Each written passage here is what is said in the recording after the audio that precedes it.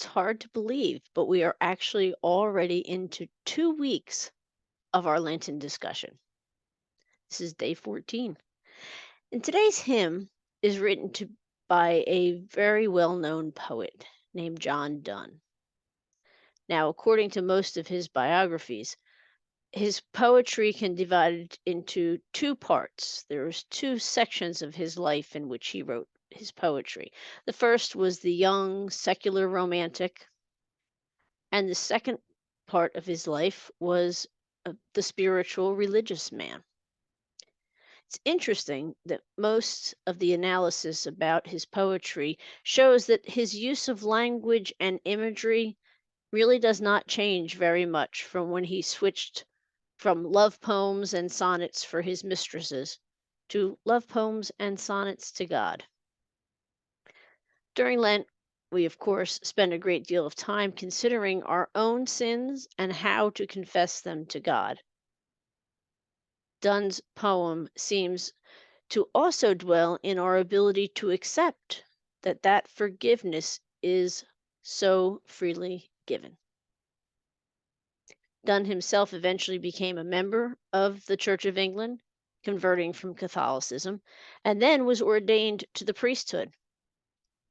And then a little ways down the road, he became the dean of St. Paul's Cathedral, where this hymn was set to music and played often.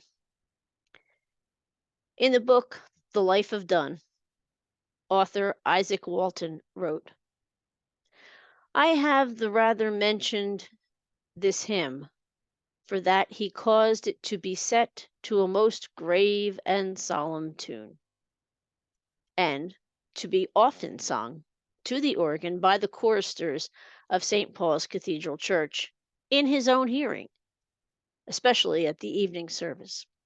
And at his return from his customary devotions in that place, did occasionally say to a friend, the words of this hymn have restored to me the same thoughts of joy that possessed my soul in my sickness when I composed it. And oh, the power of church music!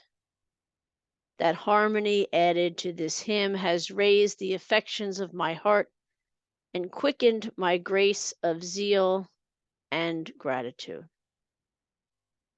And so now, as we move into this poem, and as we travel through the rest of the Lenten season, let's just keep in mind that phrase from John Donne, oh, the power of church music. Wilt thou forgive that sin where I begun, which is my sin, though it were done before?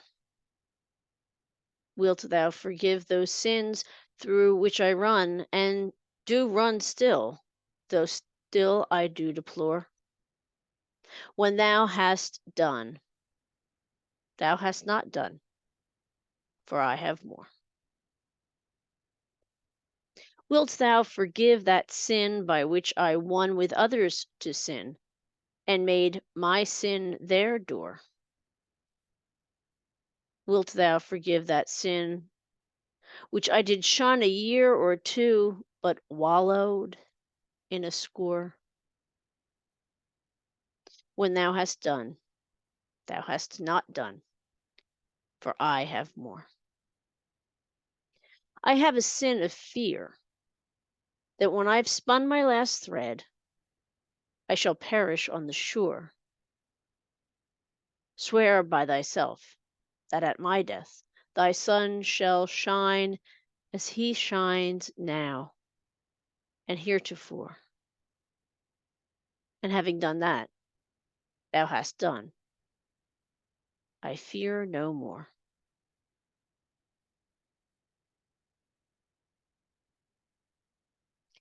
Even in the Old English terminology of that hymn, the feelings around sin and forgiveness still come through.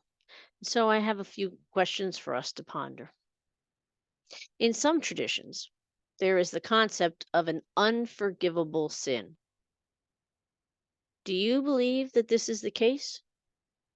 Or do you believe that God can forgive everything? Have you ever asked for forgiveness of a sin and truly felt that cleansing of the slate?